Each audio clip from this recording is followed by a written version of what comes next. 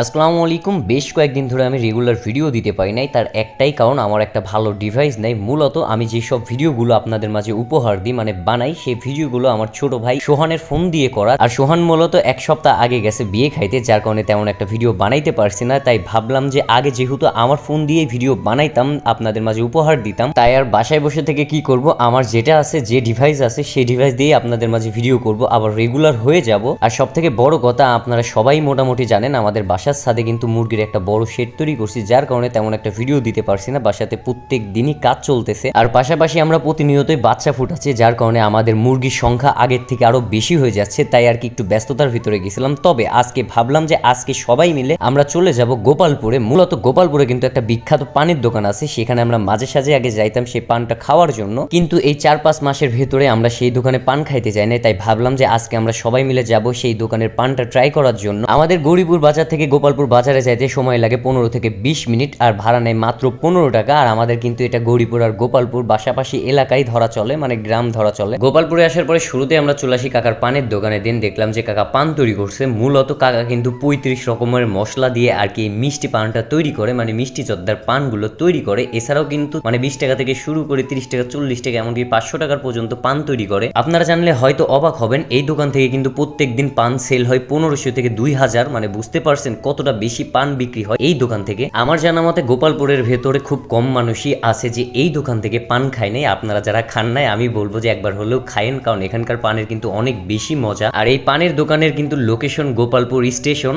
অর্থাৎ আজিমনগর স্টেশনের অপোজিট সাইডে তাকালেই দেখতে পাবেন। বাই দ্য ওয়ে, আমি কিন্তু এটা প্রমোট ভিডিও বানাচ্ছি না, আপনারা হয়তো অনেকেই ভেবে নিতে পারেন এটা প্রমোট। এটা কোনো প্রমোট ভিডিও না। পার্সোনালি এখানকার পান আমার কাছে সব থেকে বেশি ভালো লাগে, তাই আপনাদেরকে একটু লোকেশনটা জানাই দিলাম। এছাড়াও আপনারা কারা কারা এখান থেকে পান ট্রাই করছেন অবশ্যই কমেন্টে জানাবেন। তো শুধুমাত্র এই পানটা খাওয়ার জন্য আমরা চলে আসলাম গৌরীপুর থেকে।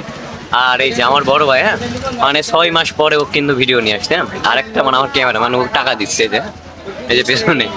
তো এখন আসলাম যেহেতু একটু ঘুরি, আশপাশে ঘুরে দেখি মেলা দিন পর। যেহেতু আমাদের দেখা যাচ্ছে গৌরীপুর থেকে এই গোপালপুর কাছেই হয়। এখানকার পান খাইছেন এর আগে? মিষ্টি লেগেছে এই প্রথম, বস প্রথম। বাট আমরা রেগুলারই খাই, যখনই আসি এইটা মানে এখানকার পানটা ট্রাই করি আমরা। তো এই ছিল আজকের ভিডিও। মূলত আসলাম, ঘুরলাম ফিরলাম, পান খাইলাম, যেহেতু মেলা দিন পরে মন চাচ্ছিল ভিডিওতে আসছে আমরা। তো দেখা হচ্ছে কোনো এক নতুন ভিডিও। সেই পর্যন্ত সবাই ভালো থাকবেন, সুস্থ থাকবেন, নিজের খেয়াল রাখবেন।